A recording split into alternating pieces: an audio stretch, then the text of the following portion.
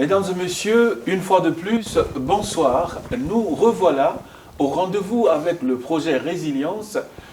Cette fois-ci, j'ai ici en ma présence un homme qui récemment a été à la une de nos actualités. Surtout Vanier a connu la présence, je peux dire une présence massive parce que ça a quand même été un travail ardu et il a quand même bravé un soleil ardent et en même temps le froid dans la soirée pour pouvoir tenir tête à d'autres candidats qui se sont présentés dans le secteur de Vanier. Ça, c'est la ville d'Ottawa, Ontario, Canada. Donc là, je me retrouve, vous savez, dans un contexte où on vient de sortir de confinement, de pandémie. Covid-19 a marqué les mémoires, a marqué la vie et continue encore de faire ses séquelles dans la vie quotidienne, dans la vie chez les employés, chez les employeurs. On peut encore sentir cette frénésie qui traîne encore avec les gens. Malgré tout ça, il y en a qui n'ont pas baissé les bras. Et donc, il y a Patrick Auguste, que certains de vous connaissent, peut-être que vous allez découvrir avec cette entrevue aujourd'hui. Mais là, je voudrais vous dire que c'est quand même extraordinaire, surtout nous en tant que peuple noir, si vous voulez que je le dise ainsi. Mais moi, je suis un panafricain, donc je dis toujours peuple kamite, parce que Kemet, c'est notre continent, et le monde de l'extérieur l'a appelé Afrique, et ce nom est devenu le nom le plus connu, mais de plus en plus, nous faisons un retour à la source pour nous retrouver en force avec notre propre réalité, identité et tout ça. Alors, ici, j'ai un homme qui a fait ses preuves et qui aussi nous a démontré que, c'est vrai, on vient de sortir de la pandémie, mais il n'y a pas que, c'est-à-dire que la communauté noire, comme généralement présentée, comme juste des gens qui subissent, des gens qui sont passifs, des gens qui ne sont que des victimes. Il y en a qui sont aussi proactifs et qui font des efforts pour pouvoir contribuer à améliorer certains aspects de nos vies et de la vie de la communauté en général. Et en particulier, dans le secteur de Vanier, il y a quand même beaucoup de francophones, ça c'était une réalité. Mais là, Patrick nous dira, est-ce que c'est toujours la même tendance ou les choses ont changé? Mais ça, c'est quand même une autre perspective dont on va, comment dirais-je, approfondir dans nos conversations. Bienvenue tout le monde, bienvenue. La résilience est vraiment le thème essentiel qui nous réunit ce soir, Patrick. Donc, je vais te laisser la parole, tu vas te présenter et ensuite nous dire un peu d'abord, d'une manière générale, la campagne pour toi, pour être conseiller à la municipalité d'Ottawa, ça signifiait quoi au juste? Et on va continuer dans nos conversations. Merci beaucoup, Eric, Sarah, de me recevoir pour cette entrevue dans le cadre du projet Résilient, justement. Et, moi, je me définis comme quelqu'un, et je peux dire quelqu'un qui aimerait vraiment avoir un impact dans la vie des autres, dans la vie de mon environnement, Et à vrai dire, j'ai un parcours de part parce que je suis né au Congo, Kinshasa, mes parents sont haïtiens, j'ai vécu en Côte d'Ivoire, en France, en Haïti. Là, je suis au Canada depuis quand même pas mal de temps.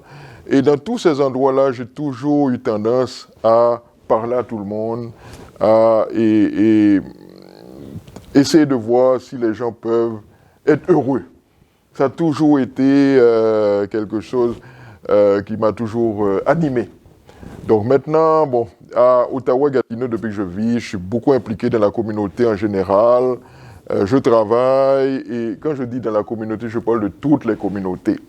Donc j'ai pu, l'aspect inclusion, pour moi, diversité, inclusion, c'est quelque chose qui m'habite depuis longtemps, tu vois. Mais dans le milieu ici, ça répond à un besoin aussi que tout le monde commence à voir. Donc je me sens comme un poisson dans l'eau dans cette région.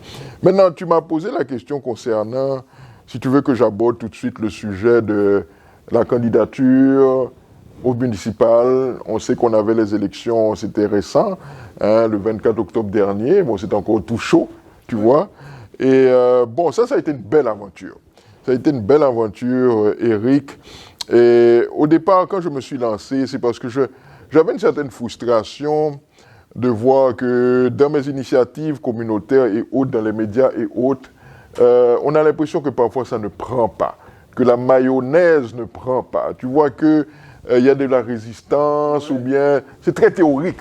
On a l'impression que il manque quelque chose. Il n'y a pas de vinaigre dans le mayonnaise. Voilà, exactement. Donc, maintenant, je me suis dit, bon, peut-être que le temps est venu dans mon parcours d'en faire plus.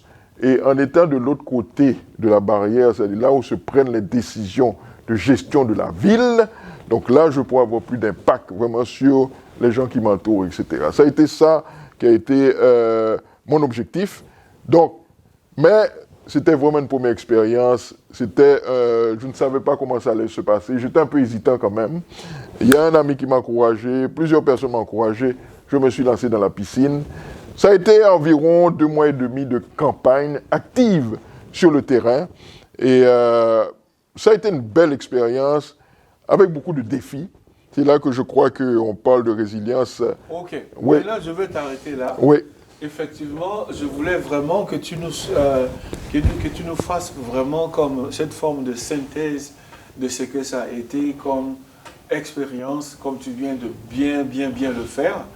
Alors, maintenant, on va essayer d'approfondir la conversation parce que tu as parlé de défis.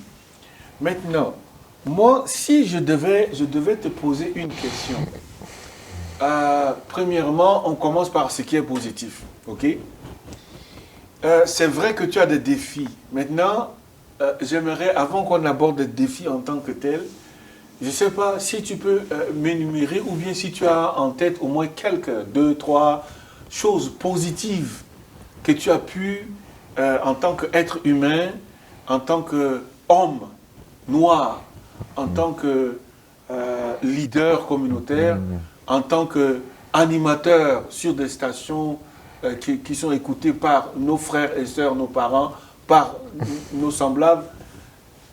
Quelles sont les choses positives que tu as acquis en ce bref moment avant qu'on entre maintenant dans les défis véritables? Parce que là, les défis vont nous amener à explorer beaucoup de choses.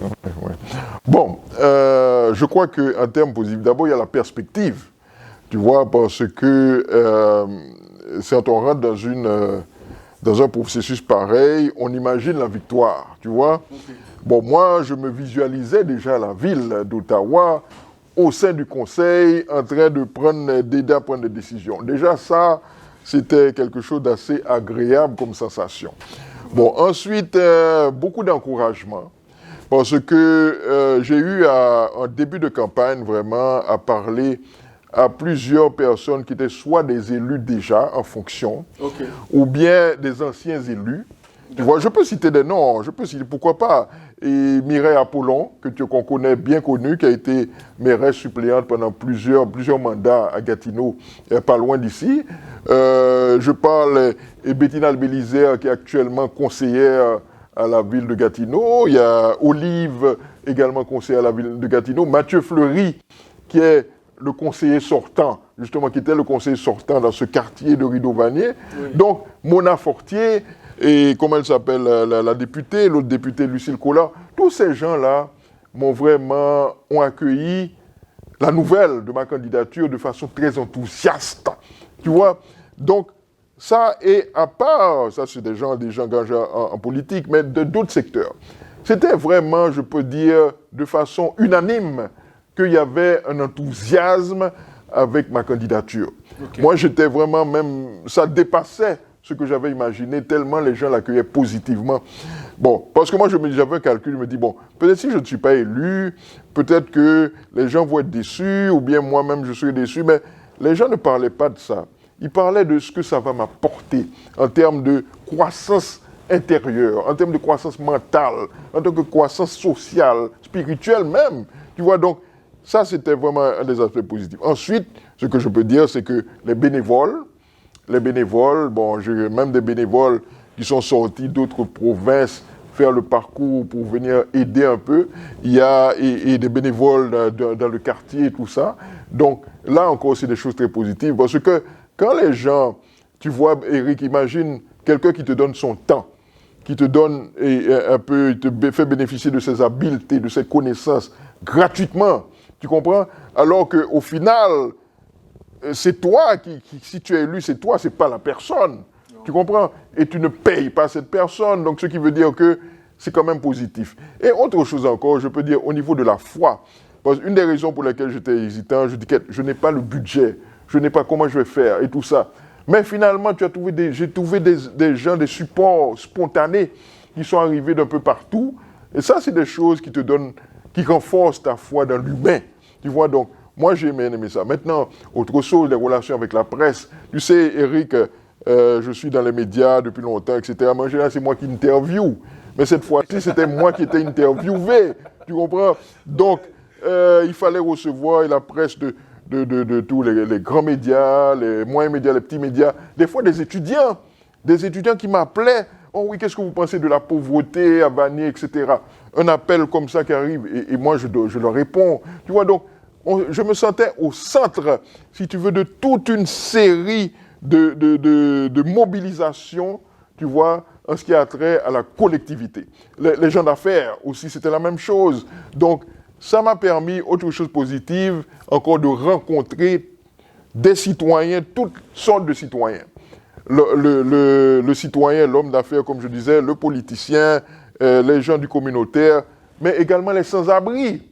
Parce que les sans-abri, ils votent aussi, il faut aller leur parler, et puis il faut aller connaître c'est quoi leurs préoccupations. Donc, le fait de rencontrer des gens de tous les secteurs, de tous les niveaux, tu comprends? Donc, ça m'a fait vraiment me sentir que, et comment je pourrais dire ça, que j'étais proche de la population de la ville, et que c'est comme si tu veux, on était embarqué un peu dans le même bateau, on vivait un peu la même aventure. Donc, en termes de positif, c'est ce que je peux dire, vraiment.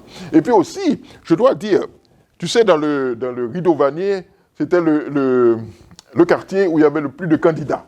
Tu vois, nous étions 12 candidats. Wow. C'était au niveau le quartier le plus populaire. Ouais. Mais lorsque j'ai eu les débats avec mes compétiteurs, bon, c'était dans un esprit très fraternel, tu vois, et même s'il y a quelques chocs des idées, mais c'est normal, on essaye de faire passer ces idées, tu comprends.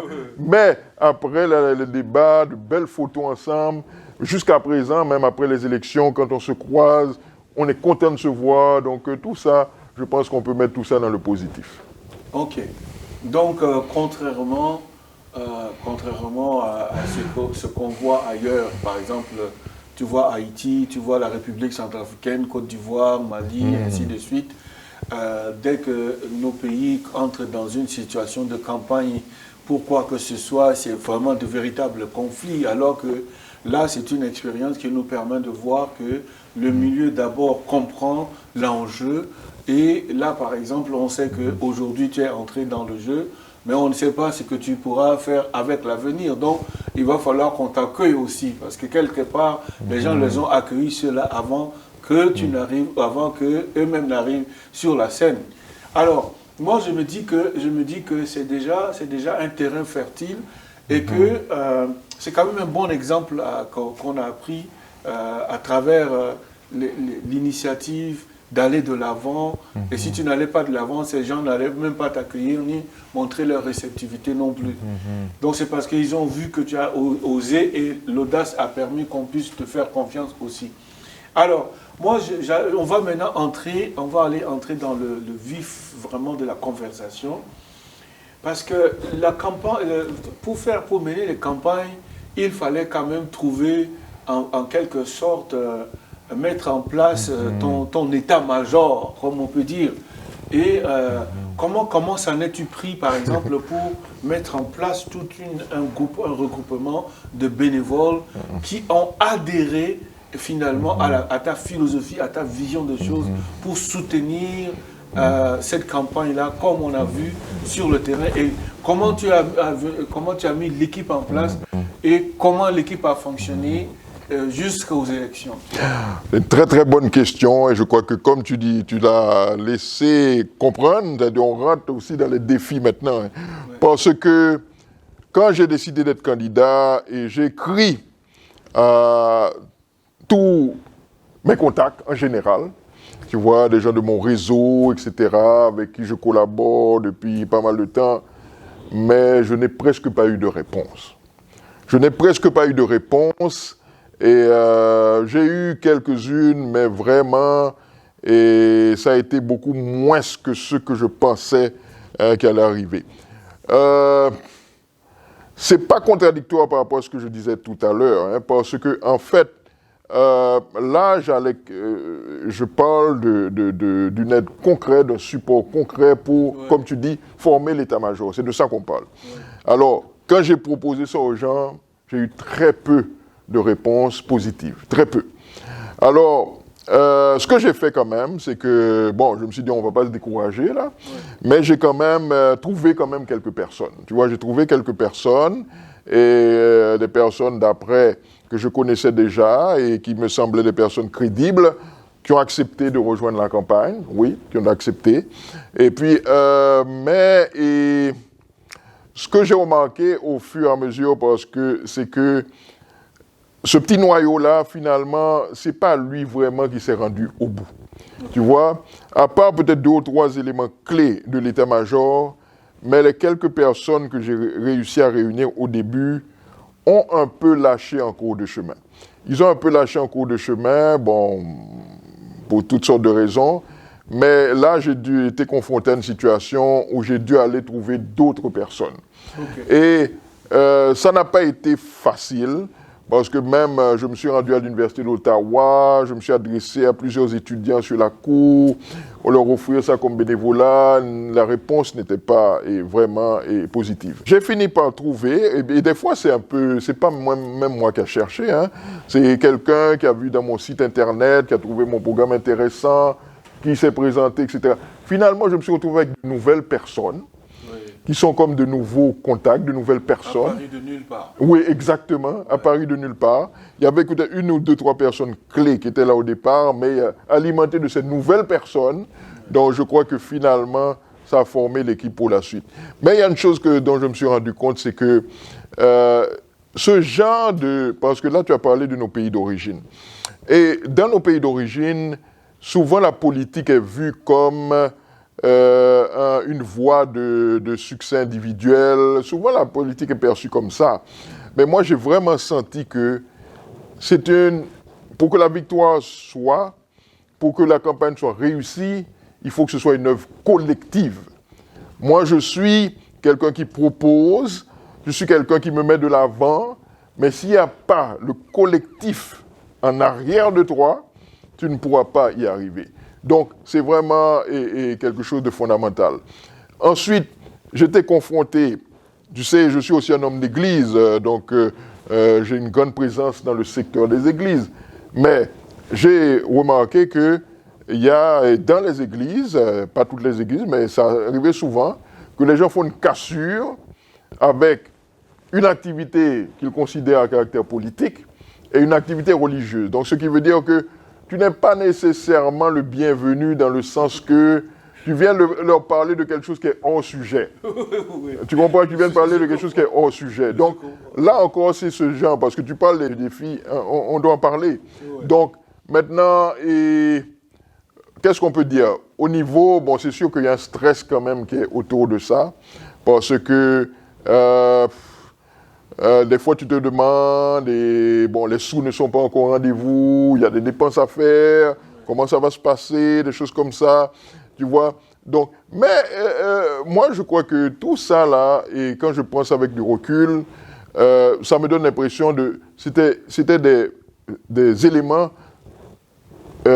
qui font partie du processus, vraiment qui te renforcent finalement. C'est qu'il faut savoir, moi, dans ma vie en général, j'ai toujours essayé de voir le verre à moitié plein. Tu vois, quelqu'un, par exemple, n'est pas dans un rendez-vous, etc., mais ça me donne l'opportunité de faire autre chose, d'être présent ailleurs. J'essaie toujours de voir les choses comme ça, qui fait que j'ai pu quand même naviguer à travers ça. L'un des défis, c'est le porte-à-porte. Parce que nous savons ici au Canada, il ne suffit pas d'envoyer des informations, la presse, etc., les médias sociaux.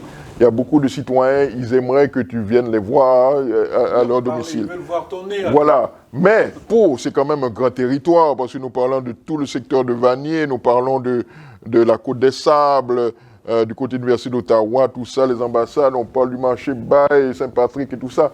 Pour le faire, c'est à pied. Mais si tu as une équipe qui n'est pas une équipe qui est grande, tu vois, par rapport peut-être à d'autres candidats, donc ça fait quand même un grand territoire à couvrir, tu vois. Ça, c'est encore un autre défi.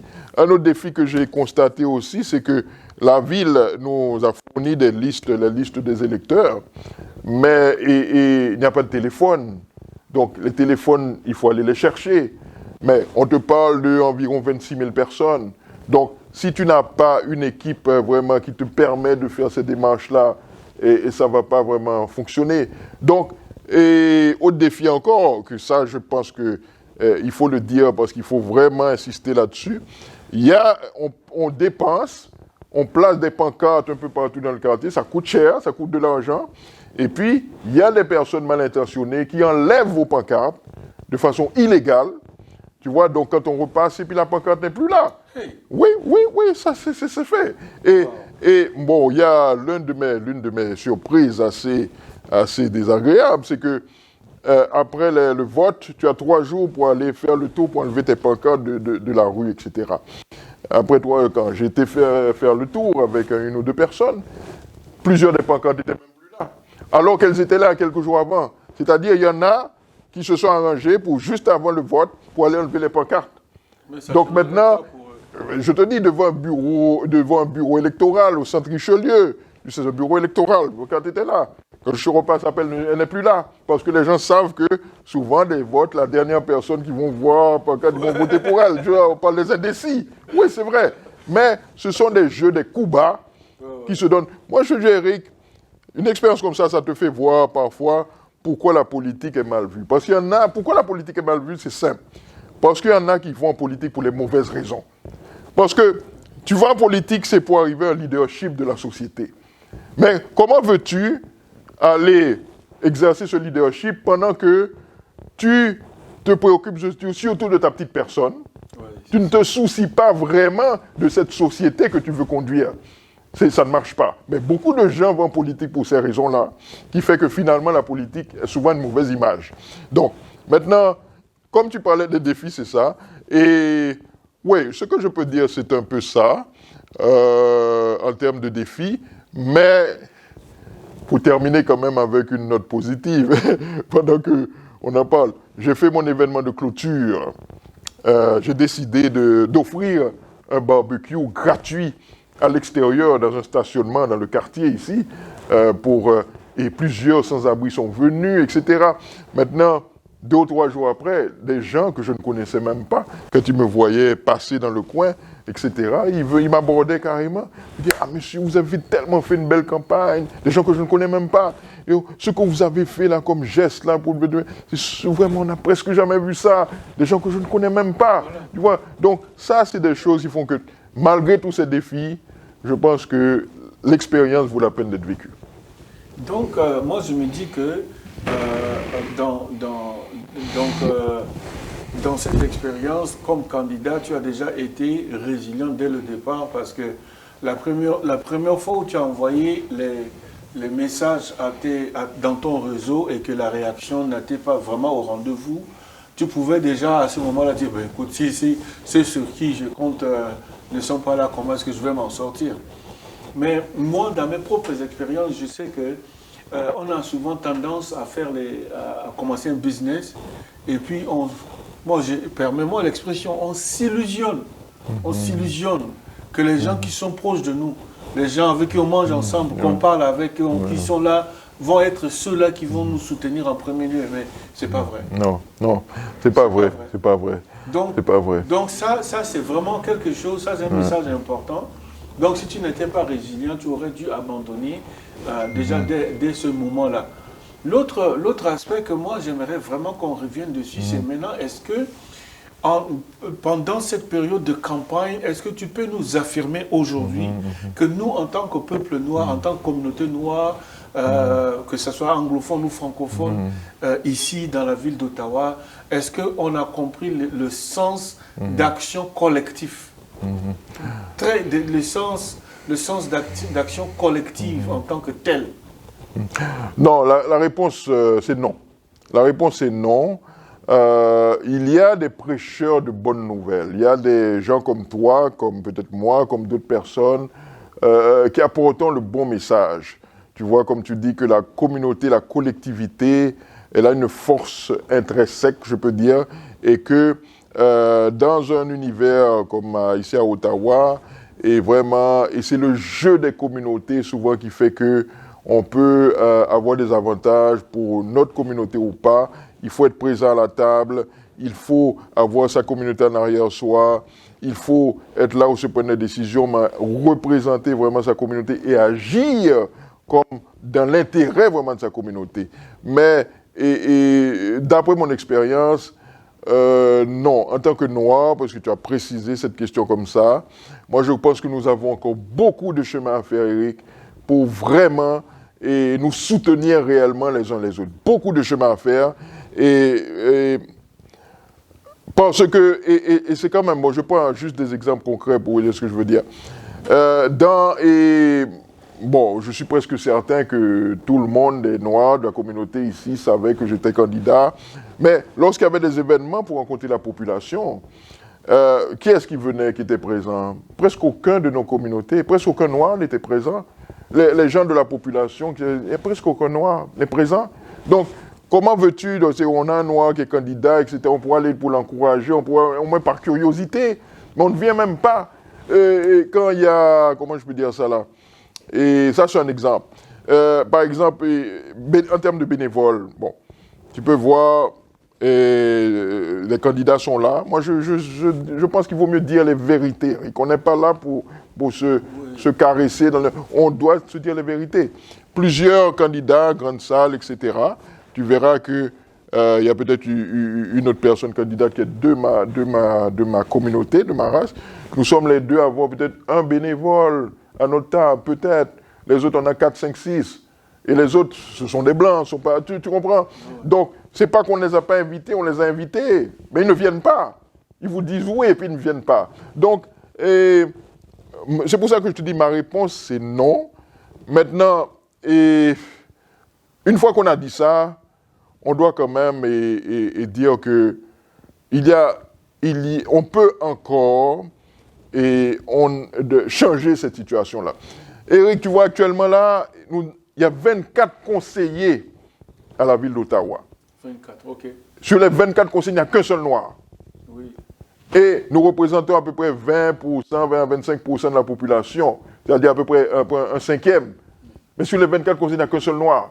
Donc, il devrait en avoir au moins 5, il n'y en a qu'un seul noir. Donc, c'était la situation qu'on avait avant ces élections. Bon, ce noir-là, Rodson King, c'est son deuxième mandat. Donc, il était déjà le premier noir il y a 4 ans.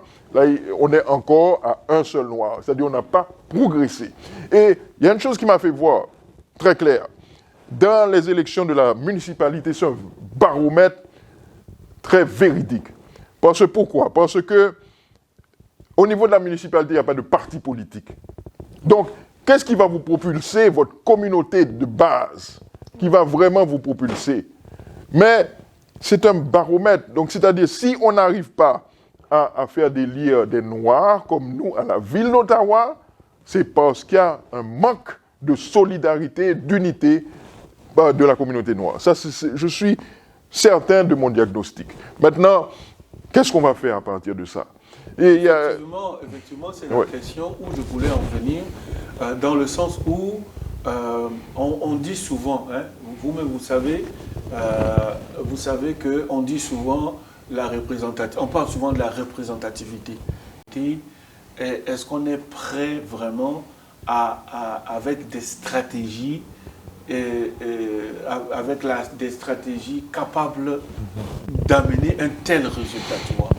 Parce que là, il faut profiter de cette occasion pour vraiment, parce que c'est en même temps la conscientisation, en même temps l'éducation, l'information, mais aussi des capacités de résilience. Donc c'est important pour nous, en tant que peuple, de nous dire certaines choses, parce qu'il y a des gens qui peuvent, en écoutant cette entrevue, peuvent être inspirés à faire les choses mieux, à améliorer, à s'engager aussi.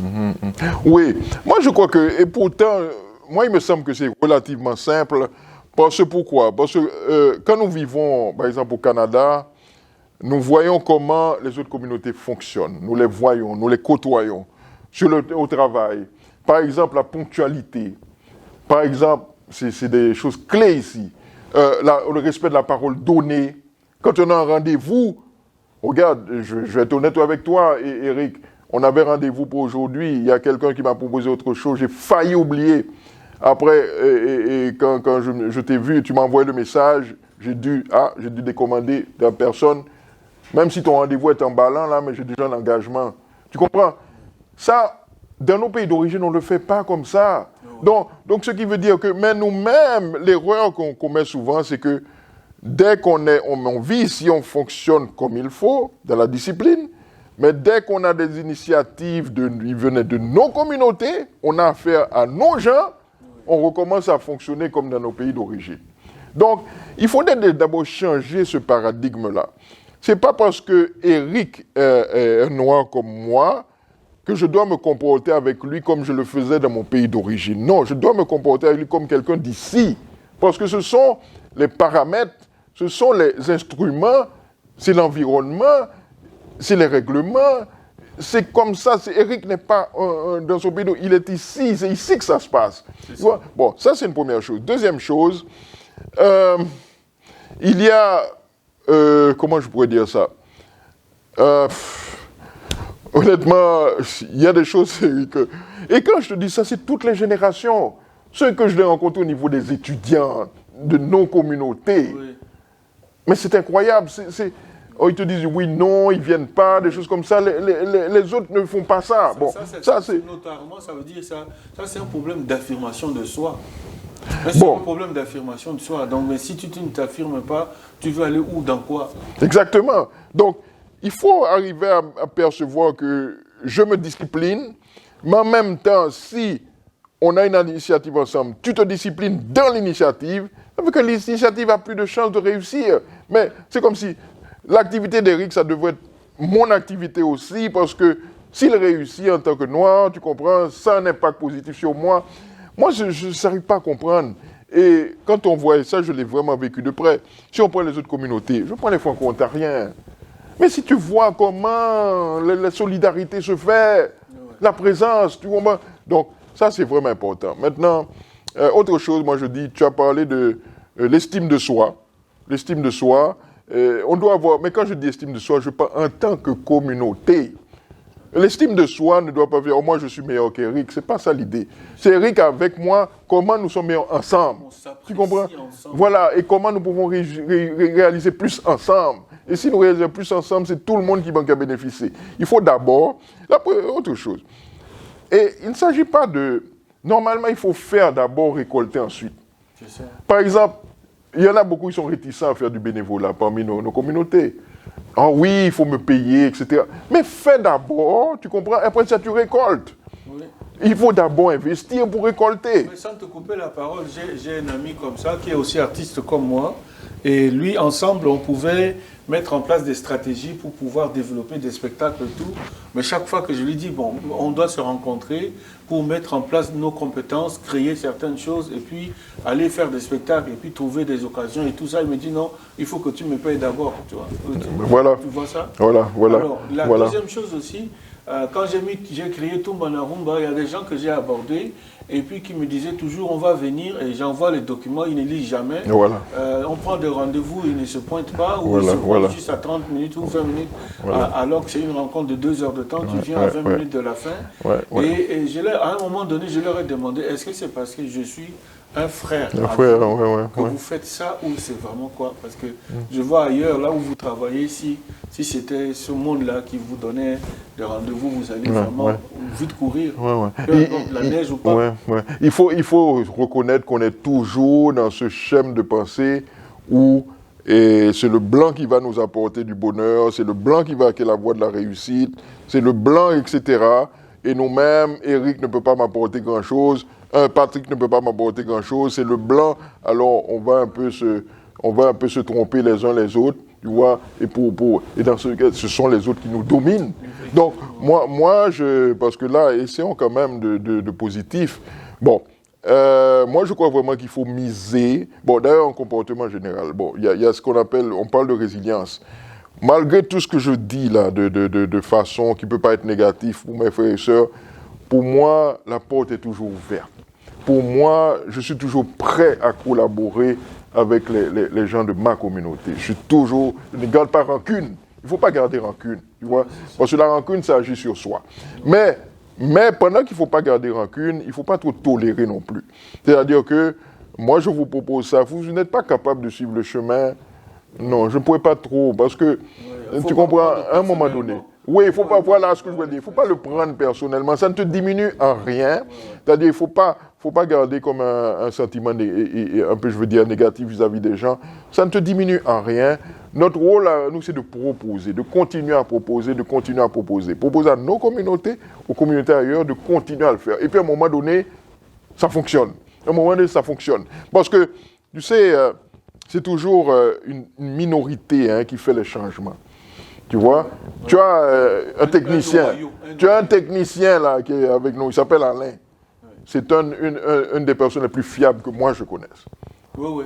Tu vois, et pourtant, il est de nos communautés. Tu comprends? C'est-à-dire, il y a des gens qui sont fiables, qui existent. Donc, ces gens-là, avançons avec eux, espérons que les autres vont suivre. Parce que le leadership, tout le monde ne peut pas conduire ce leadership ensemble. Mais ayons comme des locomotives, tu vois, et puis on essaie d'avancer en espérant que ça va rejaillir sur les autres. C'est tout ce qu'on peut faire. Ouais, on peut pas Donc, faire. si, avant de mettre fin à notre conversation, parce que là, tu vois, entre toi et moi, d'abord, on en aura beaucoup à se dire. On peut passer toute la nuit ici, honnêtement. Vous qui nous suivez, écoutez, c'est important pour nous, en tant que peuple, de comprendre certains enjeux. Essayons un peu de dominer l'égocentrisme. Essayons un peu d'aller au-delà de la servitude, ok? Mais la servitude à sa pauvreté mentale. C'est ça qu'on appelle la non-liberté. La véritable liberté, c'est d'être carrément déployé à ne pas dépendre de sa pauvreté mentale. Mental slavery, c'est vraiment le problème que nous avons. Ce qui fait qu'on ne peut pas apprécier ce qui vient d'un frère. Parce qu'on n'a pas tellement confiance en soi. On pense que bon, rien de bon ne peut venir de nous, de moi. Puisque rien de bon, je ne pense pas à rien de bon. Ça veut dire que lui aussi, il est comme moi. Mais ce n'est pas ça. C'est pas ça. Donc Patrick, si tu devais nous définir la résilience, tu nous dirais quoi? Bon, pour moi, la résilience, c'est vraiment... Surtout dans ton cadre. Oui, dans mon cadre. Moi, la résilience, pour moi, c'est... Bon, premièrement, c'est de ne pas avoir peur de l'échec. De ne pas avoir peur de l'échec. Tu vois, bon, je dois être honnête, quand j'ai vu les résultats sortir, que je n'étais pas élu, c'était vraiment pas une bonne nouvelle. Tu comprends? Mais... J'ai dormi, je me suis un peu éloigné, j'ai récupéré de recul et puis je reviens souriant. Tu vois, il ne faut pas avoir la peur de l'échec, tu vois, parce qu'on est plus solide qu'on pourrait le penser. Tu vois, ça c'est une première chose. Deuxièmement, c'est qu'il faut toujours l'ouverture d'esprit. Tu vois, moi je peux être dans une situation compliquée, mais je ne sais pas d'où la solution va venir. Donc, il faut savoir sortir de ces a priori. Il faut savoir sortir de ces idées préconçues qu'on traîne souvent et qui sont souvent responsables de nos échecs aussi. Tu vois, pour s'ouvrir à de nouvelles choses. Tu vois. Donc, moi, je pense que c'est fondamental. Maintenant, bon, ensuite, les choses classiques, la persévérance et tout ça, les choses classiques.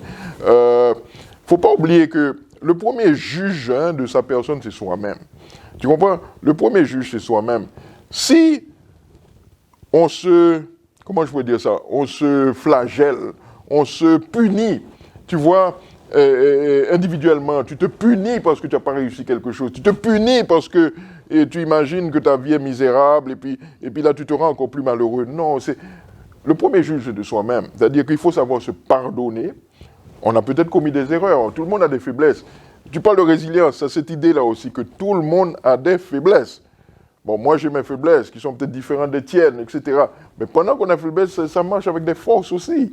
Donc, on peut regarder où sont les forces et les faiblesses. Donc moi je dirais ça, pas avoir peur de l'échec, persévérance, ouverture d'esprit, être ouvert à de nouvelles choses, à de nouvelles aventures et tout ça.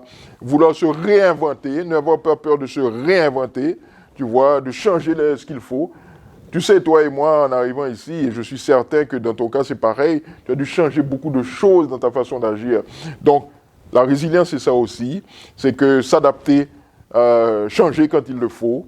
Je n'ai pas dit de renoncer à ses principes de base, hein, ce n'est pas de ça qu'on parle. On parle de, il y a le pourquoi et le comment. Tu vois, le pourquoi, il peut rester là, le comment, on peut toujours agir là-dessus. Parce que le pourquoi, c'est plus essentiel. Donc c'est un peu ça. Moi, je dirais ça. Donc, si ça aide un peu ça, aux gens à voir plus clair. Mais je crois qu'on arrive vers la fin de cette entrevue. Il y a une chose que j'aimerais dire, c'est que j'ai essayé d'être très franc, direct aujourd'hui, parce que c'est surtout pour passer un message, surtout aux gens de ma communauté. Ce pays du Canada nous offre beaucoup de potentiel, beaucoup de possibilités. Et là, j'ai entendu que le fédéral a beaucoup d'ambition pour le nombre d'immigrants qui vont arriver. Donc, il y a beaucoup de moyens qui sont mis là. Donc, on a un momentum là. Ayons la bonne attitude, soyons disciplinés, soyons fiables, et les choses vont fonctionner. Mais si on veut fonctionner comme avec les stratégies qui ne fonctionnent pas ici, on va tourner en rond. Donc, merci beaucoup. Et je ne sais pas si tu as d'autres questions. Mais... Non, la dernière question, ce serait juste simple. Est-ce que, avec cette expérience, penses-tu que, premièrement, tu peux conseiller aux gens aussi de se lancer?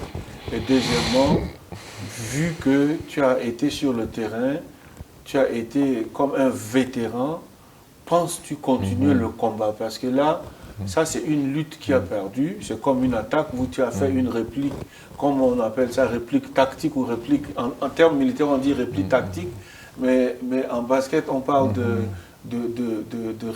repli défensif, tu vois un peu. Donc, est-ce que tu penses te lancer encore si l'occasion te permet? Bon, ma réponse est oui. Ma réponse est oui parce que j'ai beaucoup appris pendant cette expérience, beaucoup appris. J'aimerais, si je me lance, je vais faire beaucoup de choses, je vais faire autrement parce que j'ai beaucoup appris. Oui, si l'occasion se présente, bon, c'est peut-être pas pour tout de suite, mais oui, je suis ouvert à ça. Et maintenant, si je suis déjà à d'autres personnes de se lancer, moi je dirais oui aussi. Parce que, en fait, bon, bien entendu, c'est à chaque personne de faire son analyse, là, au point où il est rendu dans sa vie, mais il faut y aller pour les bonnes raisons. C'est-à-dire, on ne peut pas aller dire que je veux avoir une carrière politique, je veux avoir le prestige qui est autour de la fonction, peut-être que j'ai entendu qu'il y a un gros salaire, et puis, si c'est pour ces raisons-là, pour moi, c'est déjà un échec. Tu vois, il faut aller avant tout pour dire, OK, je pense pouvoir faire une différence dans la vie des gens. Si j'y vais, c'est une bonne voie pour le faire. Là, maintenant, je suis ouvert. Qu'est-ce que je dois faire pour y arriver? Et puis, avec ça, je pense que c'est une bonne expérience. Maintenant, et je pense que oui, pourquoi pas qu'il y ait plus de gens de nos communautés qui se lancent. Peut-être que ça nous permettrait d'avoir plus d'élus aussi. Ok. La dernière préoccupation, ce serait le fait que Alexandra, ton épouse, t'a accompagné tout le long de cette aventure-là. Alors, que me diras-tu? Quelle est la place de la famille dans de tels engagements? C'est une question vraiment... Ça, c'est ma question finale. Non, c'est vraiment une question fondamentale. Tu gardais le meilleur pour la fin, c'est bon. Oui, non, la personne, la famille en général, la famille proche, doit vraiment t'accompagner. Moi, je dirais que ce n'est pas seulement l'individu qui est candidat, c'est toute la famille proche qui est candidate aussi. Parce que tu t'imagines, tu rentres à des heures tardives, tu te réveilles très tôt le matin, tu as dû recevoir des coups de fil aux premières heures de la journée, tu dois être disponible, etc. Donc, la place que tu occupais dans le fonctionnement de la maison, c'est vraiment pas là, vraiment. Donc, Et il faut vraiment que la famille soit tolérante, la famille supporte. Et puis, il faut que toi aussi, tu les aides à supporter. C'est-à-dire que il faut leur éviter des sautes d'humeur, etc., qui n'arrangent pas. Par exemple, beaucoup de gens, ils prennent des frustrations à l'extérieur, ils les amènent chez soi. Non, il faut essayer d'éviter ça. Parce que la famille, déjà, il y a un poids sur elle. Donc, il faut vraiment que tu sentes que la famille supporte. Et aussi, si tu es élu, tu as des choses à célébrer. Ça a beaucoup de sens quand on célèbre avec les gens qui sont proches de soi. Ça a beaucoup de sens. Donc, si la famille n'est pas là, c'est avec qui tu vas célébrer. Donc, pour célébrer, il faut qu'ils aient envie de célébrer eux-mêmes aussi. Donc, c'est en faire un peu une affaire un objectif de la famille. Je pense que si tu arrives à faire ça, ça marche. Dans mon cas personnel, je pense que je ne vais pas me plaindre. Alexandra m'a bien aidé. Tu sais qu'elle avait déjà été candidate elle-même à 2 reprises au niveau scolaire, tu vois. Donc, moi, je l'avais accompagnée à ce moment. Donc, ça a été un retour d'ascenseur. Tu vois, donc je crois que les choses vont bien. Alors, merci beaucoup, mesdames et messieurs. Merci beaucoup. C'était le projet Résilience. Et nous étions ensemble ici avec Patrick Auguste, qui a été candidat pour les élections municipales qui viennent de se dérouler il n'y a pas longtemps, le 24 octobre passé. Et sachez que nous sommes en 2022. Okay. Alors, moi, c'est toujours Eric Sarah, Wandara Tobzo. Je suis toujours avec vous et nous allons continuer à recueillir les impressions, les expressions et les manifestations des rêves de nos frères et sœurs dans la communauté, les professionnels, les artistes et aussi tous ceux qui ont contribué à améliorer la vie des gens dans cette ville qu'on appelle Ottawa et aussi la province, l'Ontario et le Canada en général. Nous sommes de plus en plus en tant que peuple noir des gens très actifs, on n'est pas juste que passifs. Nous sommes aussi des gens pleins de rêves et d'ambitions et nous sommes debout. Alors, nous n'allons pas rester ici car nous sommes résilients et la résilience se poursuit.